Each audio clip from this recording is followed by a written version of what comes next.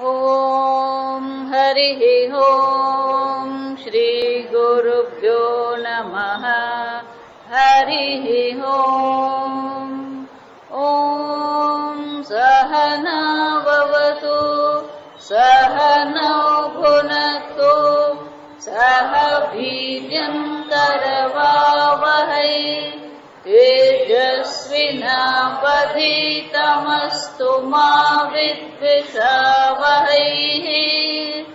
ॐ शान्ति शान्ति शान्तिः।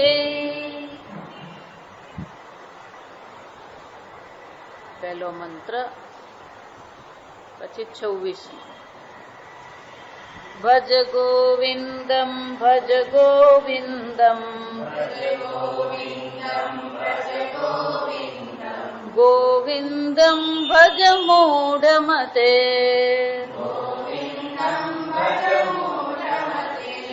સંપ્રાપ્તે સન્નિહિતે કાલે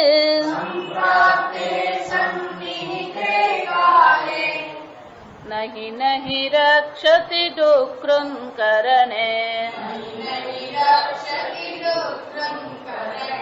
कामं क्रोधं लोभं मोहम्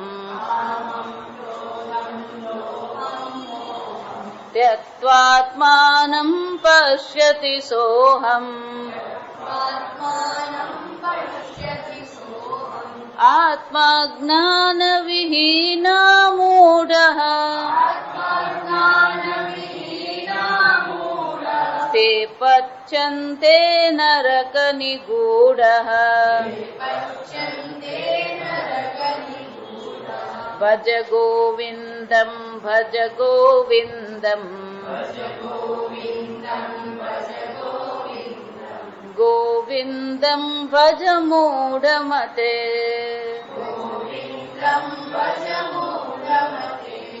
ज्ञेयं गीता नाम सहस्रम् ज्ञेयं श्रीपतिरूपमजस्रम् नेयं सज्जनसङ्गे चित्तम् देयं दीनजनाय च वित्तम्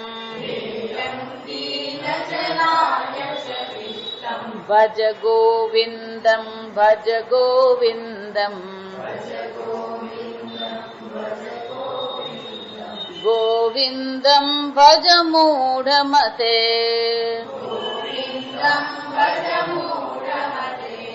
सुखतः क्रियते रामा भोगः पश्चादहन्त शरीरे रोगः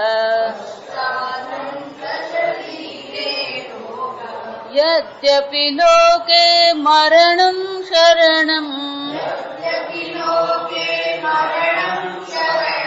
तदपि न मुञ्चति पापाचरणम्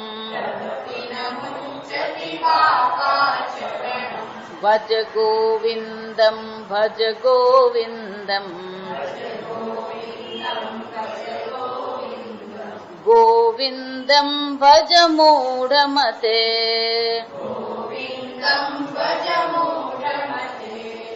अर्थमनर्थं भावय नित्यम् नास्ति ततः सुखलेश सत्यम्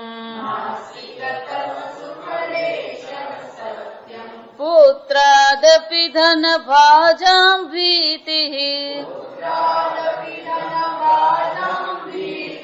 सर्वत्रैषा विहिता रीतिः भज गोविन्दं भज गोविन्दम् गोविन्दं भज मूढमते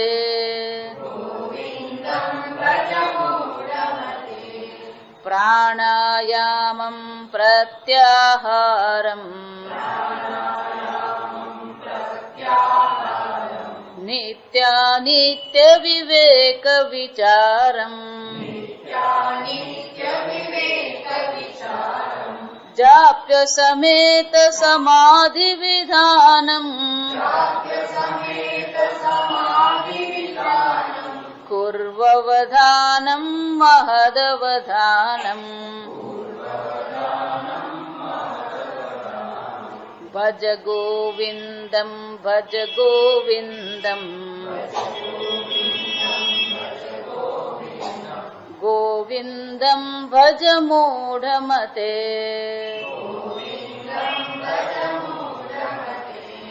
गुरुचरणाम्बुज निर्भर भक्तः संसाराद चिराद् भवमुक्तः सेन्द्रिय मानस नियमादेवम् द्रक्ष्यसि निज हृदयस्थं देवम् भज गोविन्दम् भज गोविन्दम् गोविन्दम् भज मूढमते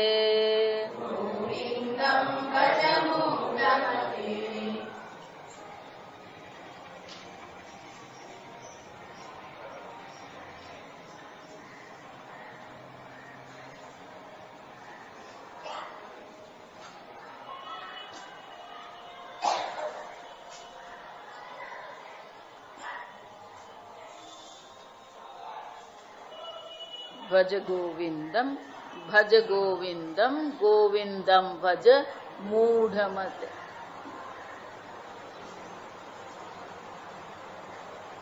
આગળ કહ્યું એમ અહીંયા ઉપસંહાર થઈ રહ્યો છે, એટલે આગળ જે પણ કઈ ચર્ચા કરવામાં આવી છે એ જ બધી ચર્ચા અહીંયા ફરીથી વણી લેવામાં આવી છે. કામમ ક્રોધમ લોભમ મોહમ, આપણું જીવન આમ જ ચાલે. જો સમજ, ત્યક્ત્વાત્માનં પશ્યતિ સોહમ, આપણા મન પર, આપણા મનના વિચારો પર, આપણી મનની ઈચ્છાઓ પર આપણું જ પોતાનું નિયંત્રણ હોવું જોઈએ. ત્રિવિધમ નરકસ્ય દ્વારમ, આ ત્રણ નરકના દ્વાર છે. કામમ ક્રોધમ લોભમ, તસ્માદ એતત્યજ, આ ત્રણ ને શું કરવું જોઈએ? ત્યાગ કરવો જોઈએ. આ જગતમાં આપણને દુઃખી કરે છે એમ નહીં, આ કામ, આ ક્રોધ, આ લોભ જ આપણને નરકમાં લઈ જનારા છે. આ નરકના ત્રણ દ્વાર છે. અને એટલે શંકરાચાર્યજી કહે છે ત્યક્ત્વા, આ બધાનો શું કરીએ આપણે? ત્યાગ કરીએ. પણ અહીંયા ચોથું બતાવ્યું, જો આ સમજ, કામમ ક્રોધમ લોભમ મોહમ, કે એક મોહ છે. આ મોહને કારણે કામ ક્રોધ લોભ છે. સમજવાનું, કામ ક્રોધ અને લોભનું મૂળ ક્યાં ગળી છે? મોહ છે. જ્યાં સુધી વસ્તુમાં સુખ બુદ્ધિ થાય નહીં તો સુખ બુદ્ધિ મોહ છે. જેમાં સુખ નથી એમાં આપણે સુખ જોઈ રહ્યા છે અને એને સુખ મેળવવા માટે આપણે ઈચ્છા કરીએ. એ જ ઈચ્છાની જયારે પૂર્તિ થતી નથી, એ ઈચ્છાની પૂર્તિમાં જયારે વિઘ્ન આવે છે ત્યારે એ વિઘ્નના કારણ પ્રત્યે આપણા મનમાં ક્રોધ આવે છે. જો સમજ, એટલે છેવટે આ બધાનું કામ કહીએ, ક્રોધ કહીએ કે લોભ કહીએ, જો કામની બે જ ગતિ થાય. આ સમજવાનું, કામની પૂર્તિ થાય તો લોભ લાગે, ફરી ફરી શું કરવાનું મન થાય? એનો ભોગ કરવાનું મન થાય, ફરી ફરી મળવાનું મન થાય, ફરી ફરી જવાનું મન થાય. અને કામની પૂર્તિ ન થઈ તો ક્રોધ આવે. એટલે કામ હોય એટલે ક્યાં તો ક્રોધ અને ક્યાં તો લોભ હોવાનો છે. પણ આ કામ ઈચ્છા ક્યાંથી જન્મી? મોહ. સુખ બુદ્ધિ કરીએ નહીં, મોહ કરીએ નહીં. જો એટલે ગીતામાં પણ બહુ સરસ કીધું છે. ભીષ્મ પિતામાં પણ એ જ કહે છે, કામ જાનામિ તે મૂળ, હે કામ તારા મૂળને હું જાણું છું. સંકલ્પાત ખીલ જાયસી, તું શામાંથી જન્મે છે? સંકલ્પમાંથી જન્મે. જ્યાં સુધી તમારા મનમાં આ સુખ છે કે આ દુઃખ છે એવો સંકલ્પ નહીં જન્મે ત્યાં સુધી ઈચ્છા થતી નથી. જો સમજો ને, ઈચ્છા બે પ્રકારની આપણે જોઈ ગયા છે આગળ. ઈચ્છા બે પ્રકારની હોય, એક રાગ કહેવાય, બીજો દ્વેષ કહેવાય. સુખ બુદ્ધિ કરીએ તો રાગ થાય, દુઃખ બુદ્ધિ કરીએ તો દ્વેષ થવાનો. અને રાગ પણ પાછા બે પ્રકારના, કંઈક મેળવવાની ઈચ્છા અને કંઈક ને સાચવવાની ઈચ્છા. દ્વેષ પણ બે પ્રકારનો, કંઈક થી છૂટવાની ઈચ્છા અને કંઈક મને ન મળે, આવું મારા જીવનમાં ન બને એવી ઈચ્છા. આ રાગ દ્વેષ પણ પાછા બે પ્રકારથી કામ કરે. પણ આ બધાનું મૂળ ક્યાં ગળી છે? સંકલ્પથી લે. આપણે નક્કી કર્યું, જો વિચારી, આપણે જ આપણી જાતને સંકુચિત બનાવીએ છીએ. આગળ આપણે જોઈ ગયા ને, સર્વત્ર ઉત્સૃત ભેદ અજ્ઞાનમ. આ ભેદ જન્માવનાર અજ્ઞાનનો જ આપણે ત્યાગ કરી દઈએ. જો અજ્ઞાન નથી તો પછી મોહ થવાની કોઈ શક્યતા જ નથી. પણ આ અજ્ઞાનમાં બેઠા છીએ, મોહ કરીએ છીએ, અને મોહને કારણે પછી શું થાય છે? કામ, ક્રોધ અને લોભ આપણા મનમાં જન્મે છે. એટલે શંકરાચાર્ય કહે છે આ મોહનો પણ આપણે ત્યાગ કરીએ. પણ મોહનો ત્યાગ ક્યારે થાય? પેલો વિવેક કરીએ તો. સુખ દુઃખ નો, નિત્ય અનિત્ય નો સતત આપણે વિવેક કરતા રહીએ. આ નિત્ય છે, અનિત્ય છે, તો એ જડ છે, દ્રશ્ય છે, એ મને સુખ આપી શકે એમ છે જ નહીં. આ વિકારી છે, એ વિકારી સ્વયં વિકારી હોય, એ મને સુખ આપી શકે નહીં. આમ શંકરાચાર્યજી કહે છે આ બધાનો ત્યાગ કરીને શું કરવાનું? આત્માનમ પશ્યતિ સોહમ. એ જગત કારણ તે સહ એટલે તે જગત કારણ આત્મા, જગત કારણ બ્રહ્મ, હું છું. આ પ્રકારથી આપણે આત્માને જોઈએ. જ્યાં સુધી કામ અને ક્રોધ અને લોભ મનમાં પડેલા છે ત્યાં સુધી આત્માના દર્શન થાય ને. જો ગીતામાં ભગવાન આ જ કહેતા રહે, કામ અને ક્રોધ જ આપણા જીવનનું દુઃખનું કારણ છે. રાગ દ્વેષ આપણા દુઃખનું કારણ છે. અને એટલે ભગવાન ત્યાં ગીતામાં શું કહે છે? તયોહો વશમ ન આગત છે. રાગ દ્વેષના વશમાં આવવાની જરૂર નથી. એના વશમાં આવ્યા તો પછી દુઃખી થવાના જ છે. જો એટલા માટે આપણે એમ માનતા હોય કે અમુક દેશ એટલે સુખ અને અમુક લોકો એટલે સુખ, અમુક વસ્તુ એટલે સુખ. આપણે દેશમાં, કાળમાં, વસ્તુમાં, વ્યક્તિમાં સુખ મૂકીએ છીએ. એ જ સુખ મૂકવાની આપણી પ્રક્રિયા જે છે એને સંકલ્પ કહેવામાં આવે. એટલે ભીષ્મ પિતામાં શું કે છે? નાહમ સંકલ્પ ઈષ્યામી. હું સંકલ્પ કરીશ જ નહીં. તેન ત્વમ જાયસી. જેને કારણે હે કામ તું જન્મી શકે. જો વિચારી દો, ગીતામાં પણ આ જ ભગવાન કહે છે સર્વ સંકલ્પ સંન્યાસી યોગારૂઢ સ્થળોચ્ચર. આ આત્મજ્ઞાનનું ચિંતન, આ આત્માનું ચિંતન, આત્માના દર્શન ક્યારે થઈ શકે? યોગારૂઢ ક્યારે થઈ શકાય? સર્વ સંકલ્પ સંન્યાસ. જા સમજ. સર્વ પ્રકારના સંકલ્પ એટલે કે મને મોક્ષ ક્યારે મળશે એ સંકલ્પ શું કરી દેવાનો? છોડી દો. આપણે બધા, આપણી મુશ્કેલી શું છે? બધે જાત જાતના સંકલ્પ કરતા રહીએ. આને સારું કહેવાય ને આને ખરાબ કહેવાય ને આવું છે ને આવું છે. એને શું કરીએ? અંગ્રેજીમાં લેબલિંગ કહેવાય. બધા પર આપણે, કોઈ વ્યક્તિ હોય, કોઈ પણ મનુષ્ય હોય, જયારે આપણે એને પહેલી વાર મળીએ એટલે એના વિશે આપણા મનમાં શું થઈ ગયો હોય? પેલો અભિપ્રાય બંધાઈ જ ગયો હોય. પેલી વ્યક્તિમાં એ છે કે નથી આપણને ખબર નથી. આપણે જ એના માટે અભિપ્રાય બનાવીએ અને પછી આપણે શું કરીએ? જો વિચારી જોજો, ધારો કે કોઈ આવીને તમને એમ કે ફલાણા ભાઈમાં આવા દોષ છે. જા સાંભળો, તમે તો એ દોષ જોયા નથી, અને ખરેખર એનામાં દોષ છે કે નહીં એ પણ આપણને ખબર નથી. કોક આવીને આપણને કહી ગયું અને એને આપણે સાચું માનીને ચાલીએ અને પછી એમ વિચારીએ કે એનામાં આ દોષ છે. તો દોષ કોનામાં આવ્યો? એનામાં છે કે નથી તો ખાતરી જ નથી, પણ આપણા મનમાં દોષ આવ્યો કે નહીં? તો આપણું મન દૂષિત થયું કે નહીં? જો સમજજો. જો એટલે હું વારંવાર ધર્મનું પાલન આપણે કરીએ કે નહીં કરીએ, પણ મહેરબાની કરીને કોઈના દોષનું ચિંતન, કોઈના પ્રત્યે રાગ દ્વેષ, કોઈના પ્રત્યે કોઈ પણ પ્રકારનો દુર્ભાવ આપણે નહીં કેળવીએ. કે એ કોઈના પ્રત્યેનો દુર્ભાવ કોને દુઃખી કરે? આપણને દુઃખી કરે. કોઈ પણ વ્યક્તિ મને પણ આવીને એમ કે ને કે આનું આમ છે, આનું આમ છે, આનું હું સાંભળી લઉં, પણ મનમાં ક્યારે લે? કારણ કે મનમાં લઈએ ને મગજમારી શું થાય? જો આ બધું છૂટે જ નહીં. શંકરાચાર્ય શું કે છે? કામમ ક્રોધમ લોભમ મોહમ ત્યક્ત્વ, આ બધું છોડીશું તો આત્માનમ પશ્યતિ સોહમ, તો આત્મજ્ઞાન થઈ શકે, તો આત્મચિંતન થઈ શકે. ખરેખર જો શત્રુ હોય તો કોણ છે આપણા આત્મચિંતન માટે? આ કામ ક્રોધ જ છે. ભગવાન પણ એ જ કહી ગયા, મહાશનઃ મહાપાપમાં વિદ્ધિ એનમ વૈરિણમ. અર્જુન, તારો વૈરી આ બહાર નથી, આ દુર્યોધનની સેના તારો વૈરી નથી, તારો શત્રુ નથી. તારો શત્રુ કોણ છે? જહી શત્રુ મહાબાહો કામ રૂપમ દુરાસરમ. આ કામરૂપી તારો શત્રુ છે. જો આપણી આ મનુષ્યની મોટામાં મોટી મુશ્કેલી કઈ ખબર છે? હંમેશા એ વર્તમાનને ખોટો જ માને, હંમેશા વર્તમાનનો વિરોધ જ હોય. તમે અહીંયા અને અત્યારે જો સુખી થઈ શકતા નથી, તમને અત્યારે જો સુખનો અનુભવ નથી, આનંદનો અનુભવ નથી, તો વર્તમાનમાં જો તમને સુખી થવાની આદત નથી તો ક્યારે સુખી થઈ શકશો? કે ભૂતકાળ પણ વર્તમાન રૂપે જ હતો. ત્યાં સમજો, તમારા જીવનની હકીકત એ જ છે કે એક વર્તમાન તમારા હાથમાં છે.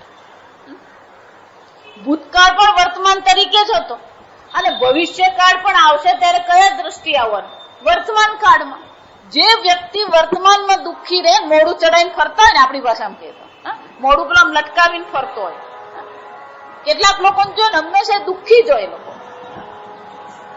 એનો અર્થ શું થયો? એ ભવિષ્યમાં સુખી થઈ શકે જ નહીં, કારણ કે વર્તમાનમાં દુઃખી છે તો ભવિષ્ય પણ વર્તમાન રૂપે જ આવવાનું છે.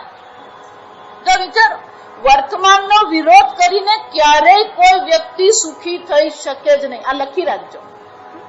તમે માનતા હોય કે ભવિષ્યમાં આમ થઈ જશે, પછી અમે સુખી થઈ જઈશું, પછી આરામથી રહીશું. કોને જોયું ભવિષ્યકાળ?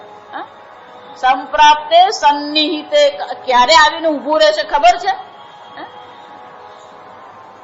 ક્યારે આવીને મૃત્યુ ઉભું રહેશે આપણને ખબર નથી. તો અત્યારે સુખી રહો ને આપણે, પણ આદત નથી આપણને. વર્તમાનમાં સુખી થવાની આપણને આદત છે જ. હંમેશા આપણે સુખને શું કરીએ? ભવિષ્યકાળમાં જ મૂકીએ છીએ. જો આને શું કહે ખબર છે? હાથે કરીને સુખને ભવિષ્ય કાળમાં મૂકીને અત્યારે પેલો દુઃખી જ થઈ રહ્યો, કારણ કે સુખને ક્યાં મૂકી દીધું? ભવિષ્ય કાળમાં. તો અત્યારે શું થવાનું? દુઃખી જ થવાનું. શા માટે? આત્માનમ પશ્યતિ. એના કરતા આ આનંદ સ્વરૂપ આત્માને આપણે દર્શન કરીએ. સોહમ, એ જગત કારણ બ્રહ્મ હું છું. પણ ધારો કે નહીં થયું તો આ તમે ભજ ગોવિંદમય કીધું ને, આત્મજ્ઞાનની ચર્ચા કરીને બધું જ કીધું. નહીં થયું તો શું થવાનું? આત્મજ્ઞાન વિહીના મૂઢા તે પચ્યંતે નરક નિગૂઢા. શંકરાચાર્ય બોલે, જો તત્વની ચર્ચા કરે ત્યારે પૂરી ગહનતાથી જ ચર્ચા કરે, અને દોષની ચર્ચા કરે ત્યારે પણ શું કરે? પૂરેપૂરી જ કરવાની, બાકી રાખવાની જ નહીં. ભગવાને પણ એ જ કીધું, નરકસ્ય ઇદમ દ્વારમ. આ 3 નરકના દ્વાર છે. એટલે શંકરાચાર્ય પણ કે છે નરક નિગૂઢા પચ્યંતે. પચ્યંતે એટલે શું સહન કરે છે? જો અત્યારે દુઃખી થયે નરક જ કહેવાય. હું દુઃખી છું કેવું એ નરક જ છે. નરકમાં મોકલવાની જરૂર જ નથી. આ સમજવાનું. દુઃખી જ છે. વિચારી જો, એક મહાત્માને તાવ આવ્યો. જા સાંભળ, તાવ આવ્યો અને પછી શરીર દુખે. પછી મહાત્મા બેઠા હતા ત્યાં, એટલે પેલા ડાકુ ત્યાં આવ્યા. ડાકુ એમ કીધું મહાત્મા તમારી પાસે જે પણ કઈ હોય ને આપી દો. એટલે કે ભાઈ મારી પાસે કઈ છે જ નહીં, જો આ સાંભળો. એટલે કે ના ના તમારી પાસે કઈક તો હશે, તમે આપી દો. એટલે પેલો એક ડાકુ હતો ને એને પેલો દંડો હાથમાં લીધો મારવા માટે. મહાત્મા કે આમે હું તાપથી તપી જ રહ્યો, તું મને શું મારવાનો? તાપથી હું તપી જ રહ્યો છું, આટલો બધો તાવ આવ્યો છે, શરીર દુખી જ રહ્યું છે. તું બે દંડા મારે ને તો ઉલટું શરીર દુખતું બંધ થઈ જશે, મારી દે બે ચાર. કઈ પરિસ્થિતિને કઈ રીતે તમે લો છો એ મહત્વનું છે.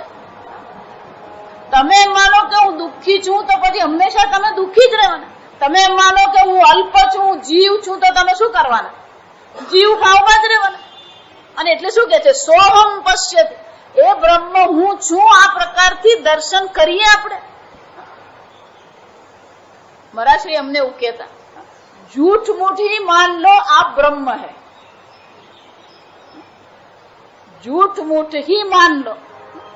તમને ભલે નથી લાગતું પણ હું બ્રહ્મ છું એમ માનીને તમે વ્યવહાર કરો, અને છેવટે તો તમે બ્રહ્મ છો જ. વિચારજો, તો હું એ બ્રહ્મ છું એવો ભાવ રાખીને આપણે વ્યવહાર કરીએ. હું પૂર્ણ છું. જો જે પોતાને અધૂરો માનતો હોય ને એનો વ્યવહાર, અને જે પોતાને પૂર્ણ માનતો હોય એનો વ્યવહાર શું થવાનો? બદલાઈ જ જવાનો. જો એટલા માટે આપણો બધો વ્યવહાર શું પ્રગટ કરે? મોહ પ્રગટ કરે, અજ્ઞાન પ્રગટ કરે, દુઃખ પ્રગટ કરે. પણ એ જે દુઃખ પ્રગટ થઈ રહ્યું છે, આપણે જ આપણી જાતને કહીએ ના હું સચ્ચિદાનંદ બ્રહ્મ છું. આપણો વ્યવહાર પણ એ પ્રકારે જ કરીએ. એકવાર પોતાને પૂર્ણ આત્મા જાણીએ, એકવાર પોતાને પૂર્ણ આત્મા સમજી લઈએ, એનો મોટામાં મોટો ફાયદો એ છે કે પછી સુખની ભીખ માંગવી પડે ને. જા સમજો, અમારા સ્વામીજી એટલા માટે કે આ જગતના બધા અજ્ઞાનીઓ કોણ છે? ભિખારી છે. સ્વામીજી હંમેશા અજ્ઞાની એવો કે ને, તો ઇગ્નોરન્ટ એવું ક્યારેય શબ્દ વાપરે જ નહીં. અંગ્રેજી કરવાનું, સ્વામીજી અંગ્રેજી પ્રવચન કરે તો અજ્ઞાની એવો શબ્દ આવે તો ક્યારેય ઇગ્નોરન્ટ એવો આમ, અને અંગ્રેજી થાય, સ્વામીજી ક્યારેય ઇગ્નોરન્ટ શબ્દ વાપરે જ નહીં. ક્યાં તો ઇડિયટ શબ્દ વાપરે ને ક્યાં તો બેગર શબ્દ વાપરે. આપણે બધા છીએ કોણ? પેલા અજ્ઞાનમાં બેઠા છે અને આ જગત પ્રત્યે આપણે શું કરતા રહીએ? હે પુત્ર, હે પતિ, હે ઘર, મને સુખ આપ. આમ સુખની આપણે ભીખ માંગતા જ રહીએ છીએ. આ વિચાર. અને એટલે શંકરાચાર્ય શું કે છે? નરકે ગુડા પચ્યંતી. અને શું સહન કરવાનો વારો આવવાનો છે? નરક ને. આ મૂઢ લોકો આ નરકમાં ડૂબીને ત્રાસ જ સહન કરવાના છે. કેમ? આ કામ ક્રોધ લોભમાંથી ઊંચો આવતો જ નથી, આમાં જ પડી રહીએ. કે તો પછી શું કરીએ અમે? આ પ્રશ્ન આવો તરત જ મગજમાં, તો શું કરીએ? એટલે શંકરાચાર્ય કે છે ગેયમ ગીતા નામ સહસ્રમ, ધ્યેયમ શ્રીપતિ રૂપમજસ્રમ. રોજ ગીતાનો પાઠ કરીએ, રોજ વિષ્ણુ સહસ્રનામનો પાઠ કરીએ. ના એ તો આખી ગીતા, જેવું ગીતા કહે ને એટલે ગીતાનો પાઠ કરવાનો એમ કહે એટલે પહેલો પ્રશ્ન કઈ આવે? આખી ગીતા કરવાનો. કરો તો સારું જ છે, આમે નવરા બેઠે ગપ્પા જ મારતા હોઈએ આપણે. પણ એ જરા બહુ લાંબુ પડી જાય. શું કહેવાય? કઈ નહીં, સવારે અડધી કરવાની, સાંજે અડધી કરવાની. પણ હાજરું ઠેકાણું ને કોઈ આવીને બેઠું તો પછી રહી જાય, બહાના મળી જ જાય આપણને. આખી ગીતાનો પાઠ રોજ, જો હકીકત કહું, સમય હોય ને તો કરી જોજો. હું તમને ખાલી એક અઠવાડિયું આપું છું. એક અઠવાડિયું રોજ ગીતાનો પાઠ કરો, પછી જુઓ આનું મોટું મહત્વ છે. ગેયમ ગીતા, રોજ વિષ્ણુ સહસ્રનામનો પાઠ કરીએ, એટલું જ નહીં, આ જગતનું ને પછી પેલો મલગુબો ને વનરાજ ને આ બધાનું ધ્યાન આપણે કરતા રહીએ, એને બદલે કોનું ધ્યાન કરીએ? શ્રીપતિ રૂપમજસ્રમ. કોનું ધ્યાન કરીએ? શ્રીપતિ એ લક્ષ્મીપતિ વિષ્ણુ ભગવાનનું આપણે ધ્યાન કરીએ. વિષ્ણુ ભગવાન એટલે કોઈ પણ ભગવાન, તમારા હનુમાન દાદા હોય તો હનુમાન દાદાનું કરજો, અહીંયા ઘડી જે ભગવાનનું ધ્યાન કરવાનું. જીવનમાં આ બધી વસ્તુઓને પણ શંકરાચાર્યજી કહે છે સ્થાન આપવાની જરૂર છે. તમારો રોજનો વ્યવહાર તો છે, ઘર ચલાવવાનું હોય, વ્યવસાય કરવાનો હોય, આ બધું હોય, પણ સાથે સાથે આને પણ આપણે સ્થાન આપીએ. રોજ ગીતાનો એક અધ્યાયનો પાઠ કરીએ આપણે, તો વિચારીજો. અને નાના અધ્યાય હોય ને તો સાથે કરી દેવાય. 15 દિવસે તમારો ગીતાનો પાઠ થઈ જાય. રોજ એક અધ્યાય કરીએ આપણે. પેલા વચ્ચે નાના આવે ને 5, 6, 7મો આવે, 8મો આવે, 15, 16, 17 નાના છે, તો 18 દિવસ ને બદલે તમારા 15 દિવસ થઈ શકે. બબ્બે અધ્યાય કરી લો, 15 દિવસે પૂરા થાય. 1લી તારીખે શરૂ કરવાનું. જો વિચારો, 1લી તારીખે શરૂ કરવાનું, 15 તારીખે પૂરું કરવાનું, 16 તારીખે શરૂ કરવાનું ને 30 તારીખ પછી 31 શું કરીએ? આપલો 31 આખી ગીતા કરી લેવાની, પાપ નહીં લાગે. કર તો કરો પેલા.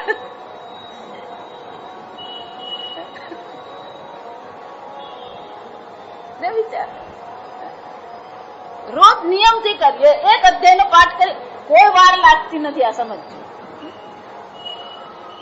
રોજ વિષ્ણુ સહસ્રનામનો પાઠ કરીએ, રોજ ભગવાનનું ધ્યાન કરીએ આપણે. જો આ જરૂરી છે. શાસ્ત્ર અધ્યયન કરીએ પણ થોડુંક પલાઠી વાળીને, આંખ મીચીને, સ્થિર બેસીને પણ શું કરવું જોઈએ? ધ્યાન કરવું જોઈએ. સ્થિર બેસતા શીખવું પડે. સ્થિર આપણે બેસી શકતા જ નથી. જો એટલા માટે જયારે આપણે સ્થિર બેસી શકીએ નહીં ને, તો એક વાર પલાઠી વાળીને બેસી જવાનું. 5 મિનિટ તમે પ્રાણાયામ કરો, અનુલોમ વિલોમ પ્રાણાયામ કરો, આપોઆપ મન શાંત થઈ જશે. પછી માળા કરો, ભગવાનનું ધ્યાન કરો. ભગવાનનું ધ્યાન આવશ્યક છે. જો વિચાર, હાફૂસ કેરી કહીએ, લાડવા કહીએ, ખમણ કહીએ, આવું બધું નામ સાંભળીએ ને એટલે મોઢામાં પાણી આવે કે નહીં આવે? જા સમજ. એનો અર્થ શું થયો? શબ્દને તમારા મન પર અસર છે.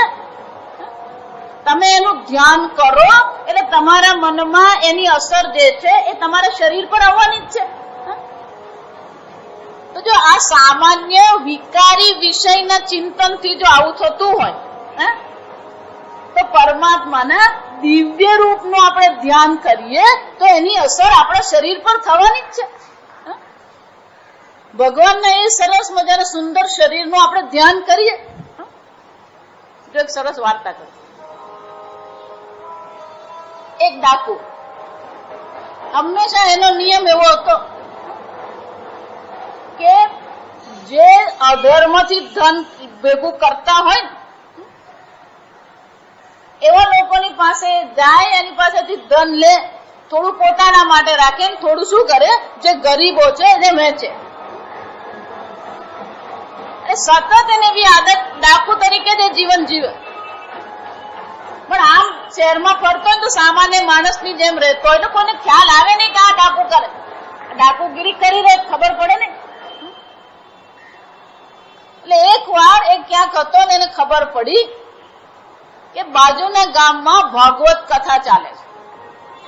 એટલે એને વિચાર્યું ભાગવત કથા હોય ને એટલે બધી ઘણી બધી જાહો જલાલીઓ હોય, એ બધા ત્યાં આવ્યા હશે, પછી ત્યાં બહેનો પણ બધા શણગાર કરીને આવ્યા હોય, તો કે મને ધન સારું એવું મળી જાય. એટલે એને વિચાર કર્યો ચાલો ભાગવત કથામાં હું જાઉં. હવે જે દિવસે ભાગવત કથામાં ગયો એ દિવસે ભગવાન શ્રી કૃષ્ણની વૃંદાવનમાં યમુના તટ પર ભગવાન કેવા કેવા પ્રકારની લીલા કરી રહ્યા છે એનું વર્ણન ચાલતું. હવે જે મહાત્મા હતા ખરેખર કૃષ્ણ ભક્ત હતા, એટલે બહુ સુંદર રીતે શ્રી કૃષ્ણ ભગવાનનું વર્ણન કરતા હતા. અને એવી રીતે વર્ણન કરતા હતા કે ખરેખર અત્યારે ત્યાં યમુના કિનારે લીલા ચાલી જ રહી છે. જો ખરેખર ચાલી જ રહી છે, આ સમજો. શ્રી કૃષ્ણની લીલા કેવી છે? નિત્ય રાસ લીલા કહેવાય. આપણને એમાં શ્રદ્ધા નહીં પડે. વિચાર, હવે પેલો ત્યાં પહોંચ્યો, આ બધી લીલાનું જયારે વર્ણન કરી રહ્યા હતા ત્યારે શ્રી કૃષ્ણ ભગવાનનું વર્ણન થઈ રહ્યું. એમાં ભગવાને કેવો સરસ રત્ન જડિત મુગટ પહેર્યો છે, ભગવાનના કેવા સરસ મયુર મુકુટ છે, ભગવાનના હાથમાં કેવા સુંદર કંગન છે, બધા હીરા જડિત કંગન છે, ભગવાનના ઝાંઝર કેવા સરસ છે, ભગવાનના વસ્ત્ર કેવા સરસ છે. આ બધું વર્ણન ચાલતું. પણ મેં કીધું એ અત્યારે વર્તમાન કાળ હોય એ પ્રકારનું વર્ણન સાંભળતો હતો. એટલે એના મનમાં એમ થયું કે આ કૃષ્ણના જો ઘરેણા હું લઈ લઉં તો જિંદગી પર મારે શું છે, લૂંટવાનું રહે.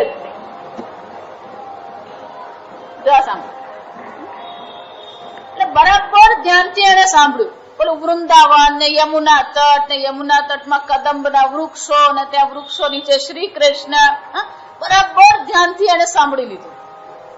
પેલું જે રૂપનું વર્ણન કર્યું, પીતાંબરધારી, શ્યામ સુંદર, મુરલી મનોહર, બધું એને બરાબર મનમાં ગોઠવી દીધું. પછી એને વિચાર કર્યો કે આવા નાનું નાનું આ લૂંટવાનું ને ધન લૂંટવાની ને આ સોનામોર માથાકૂટ કરવી જ નથી. આપણે સીધા ક્યાં પહોંચીએ? વૃંદાવન. એટલે એકાદ બે જણાને પૂછી લીધું વૃંદાવન ક્યાં છે, એને ખબર પડી ગઈ વૃંદાવન કઈ બાજુ છે. નીકળી પડે. પણ સતત એ કોનું ચિંતન કરતો હતો? આવો પેલો કૃષ્ણ છે ને કૃષ્ણ આવું મુગટ પહેર્યો છે ને આવું એને કંગન પહેર્યું છે ને આવા એના કુંડળ છે. રોજ રાત્રે સુઈ જાય ત્યારે પણ ચિંતન કોનું કરે? આ કૃષ્ણનું ચિંતન. 2-5 દિવસે પેલો વૃંદાવન પહોંચ્યો. અને પેલો વૃંદાવનના વર્ણનમાં કહ્યું હતું કે સૂર્યોદય વખતે ગોકુળથી કૃષ્ણ નીકળે છે અને યમુના કિનારે આવે ત્યારે એની સાથે કોણ હોય? એને બધા ગોપ બાળો હોય, વાછરડા હોય. આ બધું લઈને પછી બધા બાળકો પણ પોતપોતાની સાથે વન ભોજન લઈ આવ્યા હોય. એટલે પહોંચતા એને સાંજ પડી ગઈ. એટલે એને એમ થયું કે હવે શું કરું? અજાણો પ્રદેશ, વૃંદાવન, કોઈ વન્ય પ્રાણી હોય એનાથી બચવા માટે એને શું કર્યું? પેલો વૃક્ષ પર બેસી ગયો. વૃક્ષ પર ચડીને ત્યાં બેઠો. પછી આખી રાત ચિંતન શું થતું રહ્યું? કાલ સવાર થશે ને કૃષ્ણ આવશે ને એ આવશે એટલે એને લૂંટીને લઈશ. જો વિચાર, આખો જ રાત એનું ચિંતન આ જ રહ્યું. સવારે પડી ત્યારે ઊંઘી ગયો બરાબર, ઘસઘસાટ ઊંઘતો હતો. અચાનક એને પેલો મુરલીનું વાદન સંભળાયું એટલે જાગી ગયો. અને એને જોયું તો દૂરથી કોણ આવતું હતું? પેલો શ્રી કૃષ્ણ આવી રહ્યા હતા. સાથે વાછરડા હતા, ગોપાળો હતા, બધા કૂદતા કૂદતા શું કરતા હતા? રમતા રમતા આવતા હતા. અને એને જોયું કે પેલા મહાત્માએ જેવું વર્ણન કરેલું એવા જ શ્રી કૃષ્ણ આવી રહ્યા છે. અને સરસ મજાની મુરલી વગાડી રહ્યા. સવારનો એકદમ શાંત સમય છે, સૂર્યોદય થઈ રહ્યો છે અને શ્રી કૃષ્ણ આવી રહ્યા છે. જો વિચાર, સતત એ પેલું એની નજર પેલા શ્રી કૃષ્ણ પરથી ખસે જ નહીં. જ્યાં શ્રી કૃષ્ણ આવ્યા એ નીચે ઉતર. તો વિચારજો, તમે જ કલ્પના કરો, એ ભગવાનને લૂંટશે કે એ લૂંટાઈ ગયો?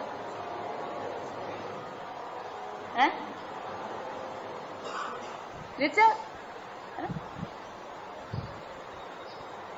શ્રી કૃષ્ણને પ્રણામ કર્યા, રડી પડ્યો. કારણ કે એને ક્યારે કલ્પના જ નથી કે હવે દિવ્ય રૂપને એને શું થશે, દર્શન થશે.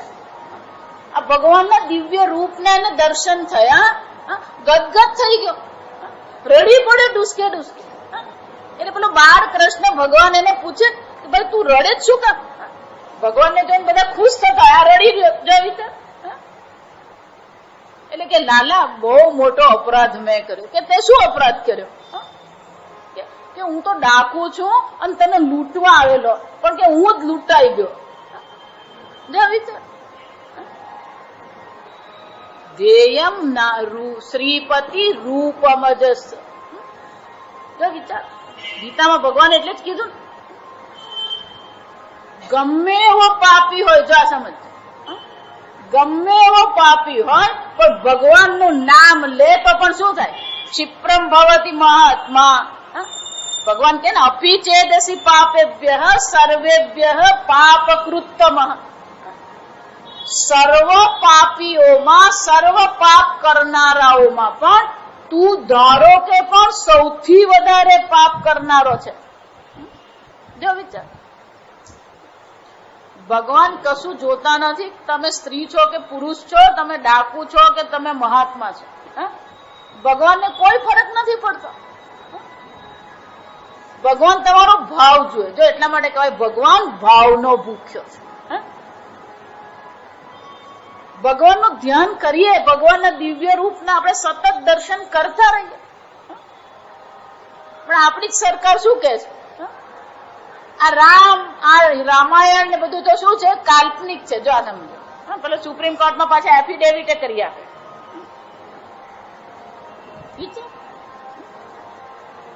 ધ્યેયમ રૂપ શ્રીપતિ રૂપમજસ. સતત અજસ્રમ એટલે કે સતત આપણે ભગવાનનું નામ લેતા રહીએ, ભગવાનનું ચિંતન કરતા રહીએ. એટલું જ ને, ક્યારેક મન આપણું વિષયોમાં ભટકી જતું હોય તો શું કરવાનું? નેયમ સજ્જન સંગે ચિત્તમ. જે સજ્જન છે, મહાત્મા છે, એના સત્સંગમાં, એના સાનિધ્યમાં આપણા મનને લગાવીએ. ક્યાંક વિષયમાં ભટકી ગયું, વળી પાછું એ સત્સંગમાં આપણા મનને લાવીએ. સતત એ સત્સંગ કરતા રહીએ આપણે. સમજો, અહીંયા 4 વસ્તુ શંકરાચાર્યજી કહી રહ્યા. રોજ ગીતાનો અને વિષ્ણુ સહસ્રનામનો પાઠ કરીએ, રોજ ભગવાનના રૂપનું ધ્યાન કરીએ, આપણે રોજ આપણે સત્સંગ કરીએ. આપણે અઠવાડિયામાં 2 દિવસ કહીએ ને તોય ભારે પડે આપણને. ફાવે કે નહીં ફાવે જોઈએ, વિચારીએ. અહીંયા તો શંકરાચાર્ય શું કે છે? રોજ સત્સંગ કરવાનો. આપણા મને નેયમ, એનો શું થયો? આપણું મન વિષયમાં સહજ જાય છે. નેયમ એટલે લઈ જવું, વિષયમાં જવું, સંસારમાં જવું, એ બધું સહજ છે. હવે આ મનને શું કરીએ? પ્રયત્ન પૂર્વક, સંકલ્પ પૂર્વક સત્સંગમાં લઈ જઈએ આપણે. નેયમ ચિત્તમ સજ્જન સંગે. આ સત્સંગમાં આપણા મનને લગાવીએ આપણે. દેયમ દીન જનાય ચ વિત્તમ. આપણી પાસે જે પણ કઈ છે એમાંથી થોડું આપણે કોને આપીએ? જે જરૂરિયાતમંદ છે. દીન જનાય. જો હમણાં આપણે સુરતમાં, રાજકોટમાં આ કોલેજના છોકરાઓ એક સરસ મજાનું એસોસિએશન બનાવ્યું. એ લોકોએ એક મંડળ ઉભું કર્યું. એ લોકોનું કામ બહુ સરસ છે. જ્યાં પરીક્ષા પૂરી થાય ને એટલે ઘરે ઘરે જઈને બધાને કહ્યા કે તમારા ઘરમાં જે પણ બાળકોના પુસ્તકો હોય એ પસ્તીમાં આપશો નહીં, અમને આપજો. અને એ લોકો દિવસને નક્કી કરી દે કે આ તારીખે આટલા વાગે અમે તમારે ત્યાં આવીશું અને તમારા ઘરમાં બાળકોના જે કઈ પુસ્તકો હોય એ અમને આપજો. બીજું, તમારા બાળકોની જે નોટબુક હોય એમાં જેટલા કોરા પાના હોય એ કાઢીને અમને આપી દેજો, બાકીનું તમે પસ્તીમાં આપી દો. જા સમજો. આ રીતે એ લોકો બધા ઘરે ઘરે જઈને પુસ્તકો ભેગા કરે, પેલા પાના ભેગા કરે, વળી પાછી એમાંથી નોટબુક બનાવે. અને જે ગરીબ બાળકો છે એને શું કરી રહ્યા છે? જો વિચારો, ઘરે ઘરેથી પણ તમે 25-25 પાના ભેગા કરો તો એમાંથી કેટલા બાળકોને નોટબુક મળી શકે? આપણે એ પોરાપાના અવસ્થા જ પસ્તીમાં આપી દઈએ. આપણે પુસ્તકો એમ જ આપણે પસ્તીમાં આપી દઈએ. પણ એને બદલે શું થાય? આ જે પુસ્તકો એ લોકો ભેગા કરે, એ જ પુસ્તકોને વ્યવસ્થિત આખો 5મા ધોરણનો સેટ, 6થા ધોરણનો સેટ બનાવીને પછી શું કરે? ગરીબ બાળકોને એ લોકો વેચી આવે છે. આ સમજો. વસ્ત્રો ભેગા કરે. આજે યુનિફોર્મ બાળકો મોટા થાય ને એટલે યુનિફોર્મ આપણા માટે નકામા જ થઈ જતા, પણ એ જ યુનિફોર્મ આપણે લઈ લે, કારણ કે 2 વર્ષ પહેર્યા હોય એટલે કઈ બગડી ગયા નહીં હોય. એ જ વસ્ત્રો ભેગા કરીને એ લોકો શું કરે? ગરીબ લોકોને આપે. જો વિચારી જો, આવું ઘણું કરી શકીએ આપણે. આપણે અમસ્તા વસ્તુઓ ફેંકી દેતા. આ સમજવાનું. દેયમ દીન જન, આપણી પાસે ભગવાને પૂરતું આપ્યું જ છે. આપણે એવું માનીએ છીએ કે આ પૂરતું છે. જે પણ કઈ આપ્યું છે ને એમાંથી થોડુંક કોકને આપીએ આપણે. આગળ આપણે અનેક વાર ચર્ચા કરી ગયા કે ગમે એટલું તમે એમ કહો કે હું ધર્મયુક્ત ધન ને ઉપાર્જન કરું, ક્યાંક ને ક્યાંક અધર્મ તો રહેવાનો છે. અને એટલા માટે આપણી આવકના 5 થી 10% તો આપણે દાન આપવું જ જોઈએ. પણ વર્ષના અંતે આપવા જાય તો પણ આંકડો મોટો થઈ જાય. આ સમજવાનું. એટલે જયારે પણ તક ઉભી થાય એટલે શું કરી દેવાનું? આપી જ દેવાનું. વિચાર, દાન કરવા માટેની તો ઘણી બધી વ્યવસ્થા છે. આપવું હોય તો પછી ઘણી જગ્યાએ આપી શકાય. એટલે શંકરાચાર્યજી કહે છે દેયમ દીન જનાય ચ વિત્તમ.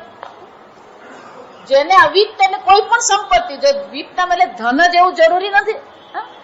કોઈને અન્ન આપીએ, કોઈને દવા લઈ આપીએ. અને તમને એમ થતું ને હું બહુ દુઃખી છું, કંટાળી ગયો છું જીવનથી, કઈ કરવાનું નહીં.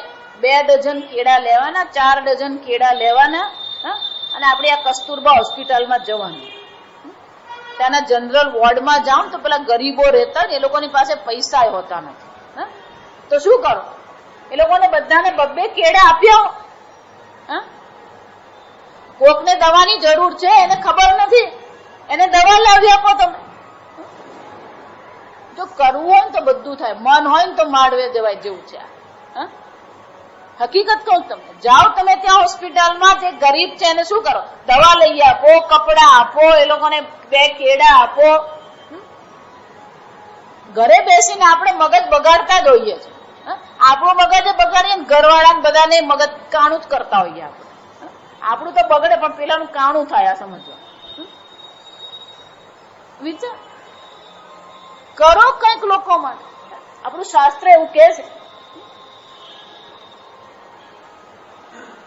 કે તમે ધન નહીં આપી શકો, તમે વસ્ત્ર દાન નહીં કરી શકો, તમે અન્ન દાન નહીં કરી શકો. સમજ. પણ વાણે કિમ દારિદ્રતા, વાણીમાં દરિદ્રતા શું કામ? કોઈની પાસે જઈને બેસો, કોઈ વૃદ્ધ છે એની પાસે જઈને બેસો, 15 મિનિટ વાતો કરો, કેમ છો, શું છે, કઈક જોઈએ છે. વિચારો, એમની પાસે જઈને તમે 1-2 કલાક પણ બેસો ને અઠવાડિયામાં 1 વાર, તો એના મનને પણ શું થવાનું? એને શાંતિ લાગે, એને સારું લાગે. પણ આપણી મગજમારી ક્યાં છે? હું મારું ઘર. જા સમજો, તમારું ઘર દુનિયા નથી. આ સમજો. દુનિયા ઘણી વિશાળ છે ને ઘણી મોટી છે. બીજાની સાથે મળીએ, વાતો કરીએ, બેસીએ. ઘણી વાર કોઈની સાથે આપણે બેસીને વાતો કરીએ તો એના મનને બહુ સારું લાગે. જો હમણાં સુરત મારે જવાનું હતું ને તો એક બાને મળવા ગઈ. એમની સાથે હું ખાલી 1/2 કલાક બેઠી, પણ એટલે બધા ખુશ થઈ ગયા. કોઈ સંબંધ નહીં. જો વિચારો, પછી એમને કેવડાવેલું કે તું સુરત આવે ને તો મને મળવા આવજે. સુરત ગઈ એટલે એમને મળવા ગઈ, 1/2 કલાક એમની સાથે બેઠી. આમ સમય અને વાણી તો છે આપણી પાસે. ઘરે બેસીને ટીવી જોયા કરીએ, ઘરે બેસીને ગપ્પા મારીએ, એના કરતા શું કરીએ? કોકની પાસે જઈને કઈક સેવા કરીએ. દેયમ દીન જનાય છે. સમય પણ સંપત્તિ જ છે. આ સમજો. વાણી પણ સંપત્તિ છે. કોકની સાથે આપણે બેસીને 2 વાતો કરીએ. આમ શંકરાચાર્યજી કહે છે તમારું દૈનિક જીવન તમે આવું બનાવશો તો પછી તમને આ આત્મજ્ઞાન અવશ્ય થશે. યજ્ઞદાન તપકર્મ પાવનાની મનીષિણામ યજ્ઞદાન તપશ્ચૈવ ન ત્યાજ્યમિતિ કાર્યમેવ તત. જો આ યજ્ઞ જ થયો, આ સમજો. દાન પણ યજ્ઞ જ છે, ગીતાનો પાઠ કરવો યજ્ઞ જ છે, ભગવાનનું ધ્યાન કરવું પણ યજ્ઞ જ છે.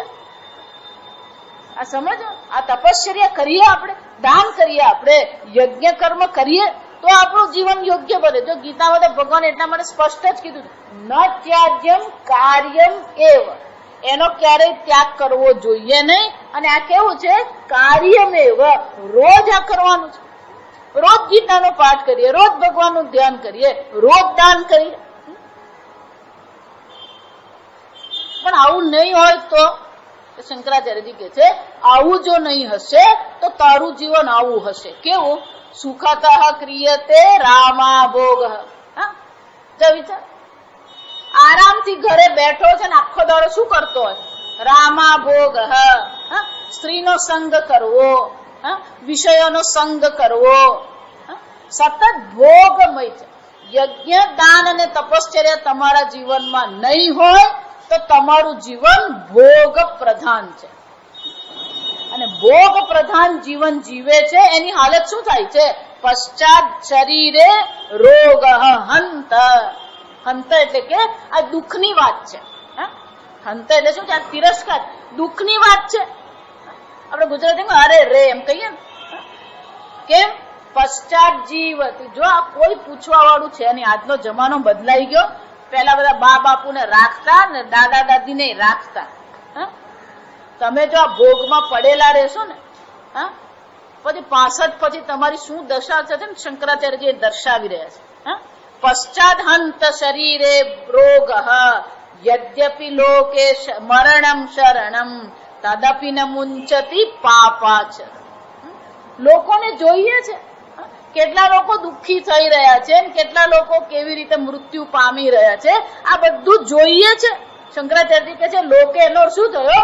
આ તારા માટે પ્રત્યક્ષ છે. લોકે એટલે શું છે? પ્રત્યક્ષ છે. તું જોયે છે લોકો કેવા સહન કરી રહ્યા છે. જો વિચારજો, આજે બાને હું મળવા ગઈ ને, એના 3 દીકરાઓ છે, બધા કરોડપતિ છે. આ સાંભળજો, કરોડપતિ છે. પણ એના દીકરા ને દીકરાના દીકરાને કોઈને એમની સાથે બેસવાનો ટાઈમ નથી.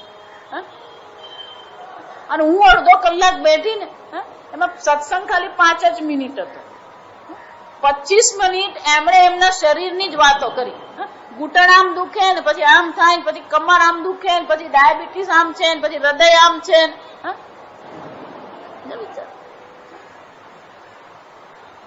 ઈશ્વર ચિંતન પહેલા નહીં કર્યું હોય, સત્સંગ નહીં કર્યો હોય તો ગડપડમાં શું હાલત થવાની? જો વિચાર. એટલા માટે ભગવાન કહે છે, ભગવાન તો ગીતામાં કહે છે, અર્જુન આ કલેવરમ તો આ શરીર જયારે છૂટે ત્યારે જો તું મારું સ્મરણ કરીશ તો મને પ્રાપ્ત કરીશ તું. તો ભગવાન મૃત્યુ આવે ત્યારે જ તમને યાદ કરવાના છે.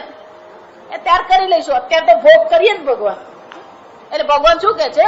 તસ્માત સર્વેષુ કાલેષુ મામ અનુસ્મર. રોજ સર્વેષુ કાલેષુ 24 કલાક નહીં, રોજ નિયમથી ભગવાનનું ધ્યાન કરીએ, રોજ જપ કરીએ. આ રોજ કરતા હોઈશું તો પછી મૃત્યુ સમયે ઈશ્વરનું સ્મરણ થશે. વિચાર. પણ નહીં કર્યું તો જીવન કેવું હશે? શંકરાચાર્યજી કહે છે આ તમારું જીવન છે.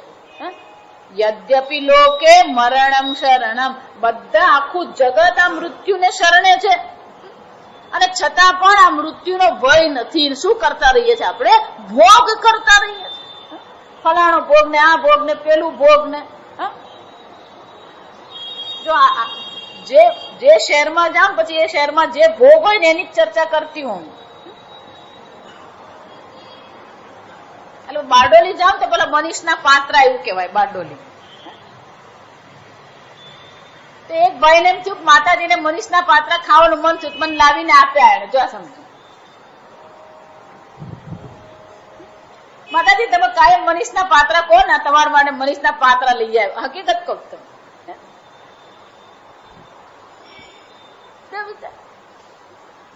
સતત ભોગ પ્રધાન જીવન છે આપણું. ભોગમાં જ પડેલા છે. અને બહારથી જે આપણને એમ લાગે ને આ બધા વૈરાગી છે કે આ બધા, અંદરથી જુઓ તો બધે ભોગ ચાલુ જ છે, ક્યાંય ભોગ છૂટતો જ નથી. એટલા માટે સંસારી ખાય ને એને ભોજન કહેવાય, અને પેલો સંન્યાસી ખાય ને એને ભિક્ષા કહેવાય. આ સમજ છે. ભોજન કે ભિક્ષા કહે છે વડે એક જ છે. એટલે અમારા સ્વામીજી અમને હંમેશા કહેતા, બડા મહાત્મા બનના, મોટા મહાત્મા મત બનના. જો આ સમજ છે. આ બધા મહાત્માઓને જોઈએ ને આમ પેટ તો બરાબર જ હોય. કેમ? બોલો રોજ શેરો ખાવાના, રોજ એવું ખાતા હોય નહીં. તો એટલે વારંવાર આ એક વસ્તુ કહું છું, ઓછામાં ઓછા ભોગથી જીવન જીવો. ભોગ એટલે ખાલી ખાવાનો જ નહીં. આ સમજજો, આ ટીવી જોવું ભોગ જ છે, અને લોકોની પંચાયત સાંભળવી પણ શું છે? ભોગ જ છે. આખો દાડો પર ટીવી, નવરો પડે એટલે ટીવી નામે જ બેઠો હોય. એટલે ટીવી જ એને માટે શું કહેવાય? તમે એવ માતા છે પિતા તમે એવ. કેમ? ખાય ત્યારે ટીવી ની સામે. જો આ સમજ, નવરો બેઠો ત્યારે ટીવી ની જ સામે બેઠો. પેલા મહેમાન આવે તો પેલું ટીવી તો ચાલુ જ હોય. કેમ? અમારી સિરિયલ છૂટવી નહીં જોઈએ. એટલે આપણા માટે સર્વસ્વ શું થઈ ગયું? આ ટીવી જ આપણું સર્વસ્વ. વિચાર, આ જીવન છે, આ ભોગ છે. અને શંકરાચાર્યજી કે છે ભોગે રોગ ભયમ. આ અત્યંત ભોગ કરતા રહેશો તો તમારા શરીરમાં રોગ આવ્યા વગર રહેશે જ. શરીરમાં જ નહીં, મનમાં એટલા જ રોગ આવ્યા. સમજો, આ કામ ક્રોધ લોભ બધું શું છે? મનનો રોગ જ છે. આ મનની માંદગી જ છે. યદ્યપિ મરણે શરણ મરણમ શરણમ. આ મનને મરણને શરણે બેઠા છીએ, અને છતાં પણ શું છે? તદપિને મુંચતી પાપાચરણમ. કોઈ આ પાપાચરણમ છોડવા તૈયાર જ નથી. પુણ્ય સફલમ ઈચ્છંતિ માનવા. હા, પુણ્યમ ન કરોતિ કશ્ચિત, પાપસ્ય ફલમ ન ઈચ્છંતિ, પાપાત ન નિવર્તયંતે કશ્ચિત. જો વિચાર, શંકરાચાર્યજી કે છે આ પાપાચરણમાં જ પડે. જો એટલે મેં આગળ કહી દીધું, ધર્મ થાય કે નહીં થાય, મહેરબાની કરીને અધર્મ કરશો નહીં. દાન નહીં કર્યું તોય ઠીક છે, ભગવાનનું ધ્યાન નહીં કર્યું તોય ઠીક છે, પણ અધર્મ મહેરબાની કરીને નહીં કરો. અને તમારો અધર્મ કરાવનાર આ ભોગ છે. યાદ રાખજો, આ ભોગ જ તમને અધર્મ કરાવે. ભોગ હોય ને ત્યાં અધર્મ હોય જ, 100%. સમજી લેજો. અને એટલે શંકરાચાર્યજી કે છે તદપિન મુંચતી પાપાચરણમ. આ પાપાચરણ છૂટતું જ નથી. એટલું જ નહીં, આ ભોગ જ કરે છે એમ નહીં. આ બીજો મનુષ્યનો દોષ કયો છે? અર્થમ અનર્થમ ભાવય નિત્યમ. આ અર્થ સંપત્તિ જેને તમે સર્વસ્વ માનો છો, ખરેખર એ સર્વસ્વ નથી. એ કેવું છે? ભાવય અનર્થમ. તમારા અનર્થનું, તમારા દુઃખનું કારણ કોણ છે? આ સંપત્તિ જ છે. જો એટલે હંમેશા કહું ને, આપણે એમ માનીએ કે મેં ઘર બાંધ્યું, પણ તમે ઘર બાંધ્યું કે તમે બંધાયા? વિચારો. કેમ? નાસ્તિ તતઃ સુખલેશ સત્યમ. શંકરાચાર્યજી કે છે સત્યમ એટલે કે આ હું હકીકત તમને કહું છું કે ધનમાં સુખ નામની વસ્તુ છે જ નહીં. જરાય ધનમાં સુખ નથી. આ સમજજો. છતાં આપણને તો આમ નોટ ગણવાની આવે ને તો આમ જેમ નોટ નો આમ સ્પર્શ થાય ને એમ બ્રહ્મ જ્ઞાન થતો હોય ને એટલો આનંદ થાય. વિચાર, નાસ્તિ સુખ લેશ. લેશ એનો શું થાય? ટીપું નહીં, એક છાંટો. લેશ એટલે શું કહેવાય? એક છાંટા જેટલું સુખ એમાં નથી. ના ના, અમારો સુખ ભોગમાં, અમારો તો પુત્રમાં છે. શંકરાચાર્ય શું કે છે? પુત્રાદપી ધનભાજામ ભીતિહિ. વિચારજો, આ વાક્ય એ કાળનું છે. અત્યારે એ જ હાલત છે. કયો ભય છે? આજકાલ જેટલા રિટાયર થાય ને એટલે પેલું પેન્શન આવે, પીપીએફ, આ બધું જાત જાતનું આવતું હોય. આ જે પણ કઈ આવે એટલે પહેલો ભય એને કોનો હોય? પુત્રનો. ધનભાજામ. આમાંથી આ મારો દીકરો શું કરી જશે? ભાગ પડાવી જ જવાનો. એટલે ઘેરે આવે ને એ પહેલા જ પેલો ડિપોઝિટ મૂકીને જ આવે. કેમ? પુત્રાદપી, પુત્રથી પણ આપણને શાનો ભય છે કે આ પુત્ર મારા ધનમાં ભાગ પડાવી જશે. ના ના, અમારું એવું છે જ. શંકરાચાર્ય સર્વત્ર એશા વિહિતા રીતિ, સર્વત્ર આ જ હકીકત છે. વિહિતા રીતિ એનો શું થયો? આ જ રીત છે, આ જ પદ્ધતિ છે જીવન. જો આગળ આપણે જોઈ ગયા, યાવત વિત્તોપાર્જન શક્ત તાવત નિજ પરિવારો રક્ત. જ્યાં સુધી ધન આપણે કમાણી કરીએ ને ત્યાં સુધી લોકો કેમ છો પૂછે. પશ્ચાત જીવતી જર્જર દે, બાકી કોઈ પૂછતું જ નથી. આ સમજ, આ વાસ્તવિકતા. એટલે શંકરાચાર્ય શું કે છે? સર્વત્ર એશા, સર્વત્ર આ જે રીત છે, આ સંસાર આવો જ છે. તમે એમ માનવા જાઓ ના ના અમારો સંસાર બહુ સારો, કોઈનો સંસાર સારો છે જ નહીં. આ સમજી લો. ભોગની પણ આ જ હાલત છે, ધનની પણ આ જ હાલત છે. પણ આ ભોગમાંથી, આ ધનમાં સુખ બુદ્ધિથી છૂટવું હોય તો શું કરવાનું? એટલે શંકરાચાર્ય ફરીથી કહે છે પ્રાણાયામમ પ્રત્યાહારમ નિત્યાનિત્ય વિવેક વિચારમ.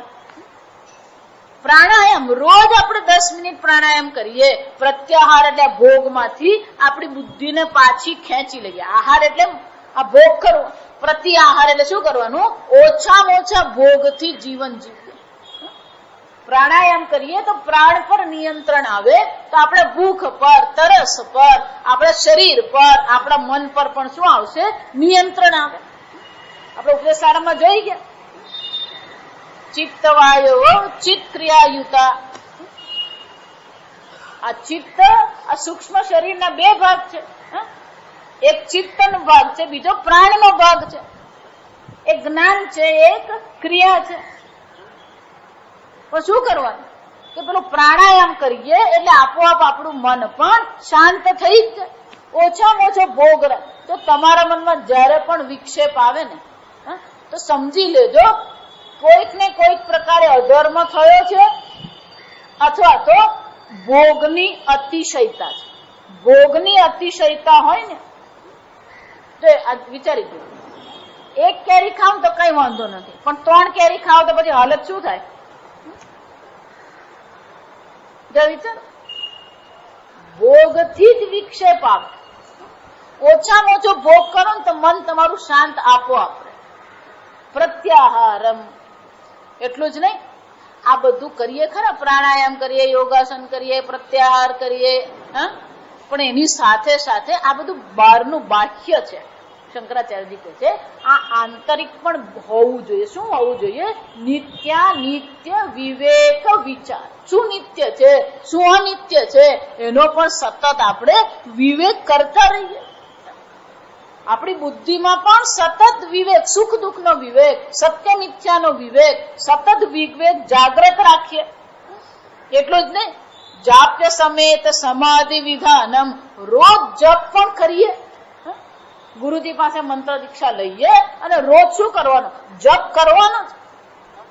પણ એ જપની સાથે શું કરવાનું? જાપ્ય સમેત, જો સમજો, સમાધિ. સમાધિ એટલે કે એ આત્મચિંતન કરીએ. આપણે જે પણ કઈ અત્યાર સુધી આત્માના સ્વરૂપનું વર્ણન સાંભળ્યું છે, જે પણ કઈ ઉપદેશ ગ્રહણ કર્યો છે, એ ગ્રહણને આધારે આપણે થોડી વાર શું કરીએ? સમાધિ એટલે કે આત્મચિંતન પણ કરીએ. પણ કે આ બધું ક્યારે થઈ શકે? કુરુ અવધાનમ, મહદ અવધાનમ. આ બધાને માટે શાની જરૂર પડે? અવધાનમ એટલે સાવધાન થવું પડે. સાવધાનતા પૂર્વક, કાળજી પૂર્વક આ બધું આપણે રોજ કરવું પડે. પ્રાણાયામ રોજ કરીએ, રોજ ઓછો ભોગ કરીએ, રોજ ભગવાનનો જપ કરીએ, જપ સહિત સમાધિનું પણ આપણે પાલન કરીએ. જો સમાધિ પણ રોજ, સમાધિ એટલે રોજ ધ્યાન થવું જ જોઈએ. માળા કરીએ, માળા કર્યા પછી 5 મિનિટ તમે આંખ મીચીને ચૂપચાપ બેસી જાઓ. જપ કરીએ એટલે મન શાંત હોય, ધ્યાન કરીએ મન શાંત હોય, ચૂપચાપ બેસી જાઓ 5-10 મિનિટ. જો હું આગળ ઘણી વાર કહી ગઈ કે રોજ એવું કરો કે તમે 5 કે 10 મિનિટ કંઈ પણ કર્યા વગર ચૂપચાપ બેસો. આપણને એકલા બેસવાની આદત જ નથી. કઈ નહીં મળે ને તો મોબાઈલ તો હોય જ આપણી સાથે. જો વિચાર, એટલે શંકરાચાર્ય શું કે છે? પૂર્વવધાન રોજ કરો, સાવધાનતા પૂર્વક, કાળજી પૂર્વક જપ પણ કરીએ અને ધ્યાન પણ કરીએ. પણ આ બધી વસ્તુ ક્યારે થાય? ગુરુ ચરણાંબુજ નિર્ભર ભક્ત, જે આ ગુરુના ચરણમાં સંપૂર્ણપણે શું છે? નિર્ભર, સંપૂર્ણપણે આશ્રિત થઈ ગયો છે, સમર્પિત જે ગુરુને થઈ ગયો છે. શંકરાચાર્યજી કહે છે આ ગુરુને શરણે જઈએ તો આ બધી વસ્તુ સરળ થઈ જાય. આપણા માટે આ સરળ કેમ નથી? કારણ કે આપણને ગુરુ છે જ નહીં, અને ગુરુ છે તોય આપણે ગુરુની આજ્ઞાનું પાલન કરતા જ નથી. જો વિચાર, આગળ આપણે જોયું કે શંકરાચાર્યજીના શિષ્ય સામાન્ય બાળક, પણ શંકરાચાર્યજીને દરેક આજ્ઞાનું એ પાલન કરતો હતો. શંકરાચાર્યજી એને બોલાવ્યો, પેલો પાણી પર ચાલવા માંડ્યું, દોડવા માંડ્યું. જ્યાં જ્યાં એનો પગ પડ્યો ત્યાં શું થયું? એક કમળ પર અને નામ શું પડી ગયું? પદ્મપાદાચાર્ય. જો વિચાર, આમ આ પ્રકારથી શંકરાચાર્યજી કહે છે જેણે ગુરુદેવના ચરણમાં નિર્ભર ભક્તિ કરી છે, સંસારાત અચિરાત ભવ મુક્ત, આ સંસારમાંથી તત્કાળ, અચિરાત એટલે શું છે? તત્કાળ એની મુક્તિ અવશ્ય થાય છે. પણ એકલું ભક્તિ નહીં કામ આવે. સેન્દ્રિય માનસમ, જો ગીતામાં એ કીધું શ્રદ્ધાવાન લભતે જ્ઞાનમ તત્પર સંયતેન્દ્રિય, પોતાની ઇન્દ્રિય પર પણ આપણું નિયંત્રણ હોવું જોઈએ. આપણી ઇન્દ્રિય, આપણા મન પર આપણું નિયંત્રણ હોવું જોઈએ. મોક્ષ માટેની આપણામાં પણ એ તત્પરતા હોવી જોઈએ. અને તો પછી આપણે જે શ્રદ્ધા કરીએ, જે પ્રકારથી ભગવાનની ભક્તિ કરીએ, ગુરુની ભક્તિ કરીએ. શ્વેતાશ્વતર ઉપનિષદમાં બહુ સરસ કીધું, યથાદેવે પરાભક્તિ, જેવી ઈશ્વરમાં તમારી પરાભક્તિ છે, પૂર્ણ શ્રદ્ધા છે, સમર્પણ છે. યથાદેવે તથા ગુરુ, જેવી દેવતામાં તમારી ભક્તિ ને શ્રદ્ધા છે, એવી જ શ્રદ્ધા અને ભક્તિ ક્યાં થાય? ગુરુમાં થાય. જો વિચાર, યથાદેવે તથા ગુરુ પ્રકાશયંતી તત્પર. પછી ગુરુજી જે પણ કઈ કે છે એ બધું જ્ઞાન આપણને અવશ્ય થઈ શકે. અને એટલે કે છે સેન્દ્રિય માનસ નિયમાદેવ, નિયમાદેવ. જો આ વિચાર, આપણે કરીએ છીએ, નથી કરતા એવું નથી, પણ આપણું બધું કામ કેવું થોડું છૂટક છે. પેલું મહાશિવરાત્રી આવે ને ત્યારે આપણે જઈએ, જો વિચાર, ટાઈમ મળ્યો ને તો સત્સંગમાં જઈએ, ટાઈમ મળ્યો તો મંદિરમાં જઈ આવીએ. પણ શંકરાચાર્ય શું કે છે? નિયમાદેવ. નિયમથી રોજ ધ્યાન કરીએ, નિયમથી રોજ જપ કરીએ, નિયમથી રોજ સત્સંગ કરીએ, નિયમથી રોજ મંદિરે જઈએ. અને શંકરાચાર્યજી કે છે નિયમથી આ પ્રકારે જે જીવન જીવી રહ્યો છે, દ્રક્ષ્યસી નિજ હૃદયસ્થમ દેવમ, એને પોતાના જ હૃદયમાં રહેલા એ પરમાત્માના દર્શન અવશ્ય થાય છે. આમ ગુરુની ભક્તિ હોય, ગુરુ પર શ્રદ્ધા હોય, દેવતાની ભક્તિ હોય, ઇન્દ્રિયો પર આપણું નિયંત્રણ હોય, મોક્ષ માટેની તત્પરતા હોય, કોણ તમને મોક્ષથી રોકી શકે? વિચારી. પણ જયારે આપણને ભોગમાં અને લોકમાં જ આપણને શ્રદ્ધા વધારે, આપણને શ્રદ્ધા પેલા કેરી વાળા પર વધારે હોય, આ સમજવું. આપણી શ્રદ્ધા પેલી દુકાન વાળા પર વધારે હોય, આપણી શ્રદ્ધા પેલી શેર બજાર પર વધારે હોય. તો ખરી શ્રદ્ધા ક્યાં કરવાની છે? ગુરુના વાક્ય પર આપણે શ્રદ્ધા કરીએ. શ્રદ્ધાવાન લભતે જ્ઞાન, એટલે જ્ઞાન અવશ્ય થવાનું છે. તત્સ્વયં યોગ સંસિદ્ધ કાલેનાત્મનિ વિંદતિ. એક વાર આ શ્રદ્ધા થઈ ગઈ, ગુરુના ઉપદેશનું શ્રવણ કર્યું, જ્ઞાન અવશ્ય એને થાય. અને એટલે શંકરાચાર્યજી કહે છે એ આત્મ સ્વરૂપ બ્રહ્મના પોતાના જ હૃદયમાં એને અવશ્ય દર્શન થાય જ છે. આમ શંકરાચાર્યજી છેલ્લા 2 શ્લોકમાં ફરીથી આપણું જીવન, દૈનિક જીવન કેવું હોવું જોઈએ એ બહુ સુંદર રીતે દર્શાવ્યું. ગીતામાં પણ ભગવાન આ જ કીધું, આ સમજો. યુક્તાહાર વિહારસ્ય યુક્ત ચેષ્ટસ્ય કર્મસુ યુક્ત સ્વપ્નાવબોધસ્ય યોગો ભવતી દુઃખ. આમ શંકરાચાર્યજી કહે છે નિયમથી આ પ્રકારે આપણે જીવન જીવીશું, નિયમથી આ પ્રકારે આપણે જીવનને બનાવી દઈએ. જો આ બનાવવું પડે. તમે એમ માનતા હોય કે બધી વ્યવસ્થા આપોઆપ થઈ જાય. ભક્તિ પુરુષાર્થ છે, ધ્યાન પુરુષાર્થ છે, અધ્યાત્મ પુરુષાર્થ છે, આ સમજ. અને મોક્ષ પણ શું છે? પુરુષાર્થ. જો એટલે 13મા અધ્યાયમાં ભગવાને જયારે મૂલ્યો આપણને દર્શાવ્યા ત્યારે મૂલ્યોમાં ભગવાને શું કીધું? અધ્યાત્મ જ્ઞાન નિત્યત્વમ તત્વ જ્ઞાનાર્થ દર્શન. આ અધ્યાત્મ જ્ઞાનનું પણ નિત્યત્વ આવવું જોઈએ. રોજ આપણે આ અધ્યાત્મ શાસ્ત્રનું ચિંતન કરીએ, રોજ એ તત્વ જ્ઞાન માટેનો પ્રયત્ન કરતા જ રહીએ. અને એટલે શંકરાચાર્યજી કહે છે રોજ જે આ પ્રકારથી જીવન જીવે છે પૂર્ણતઃ ગુરુને સમર્પિત છે તો ગુરુની કૃપાથી એને અવશ્ય આત્મદર્શન થાય. જો નરસિંહ મહેતા કે સદગુરુ શરણ વિના અજ્ઞાન તિમિર ટળશે નહીં, જન્મ મરણ દેનારું બીજ બળશે. આમ ગુરુ તો આવશ્યક જ છે, ગુરુ વિના જ્ઞાન થઈ શકે એમ નથી, પણ ગુરુની સાથે સાથે આપણામાં પણ એ પ્રયત્ન હોવો જોઈએ, આપણો પણ એ મન પર નિયંત્રણ હોવું જોઈએ, આપણું દૈનિક જીવન પણ નિયમથી હોવું જોઈએ.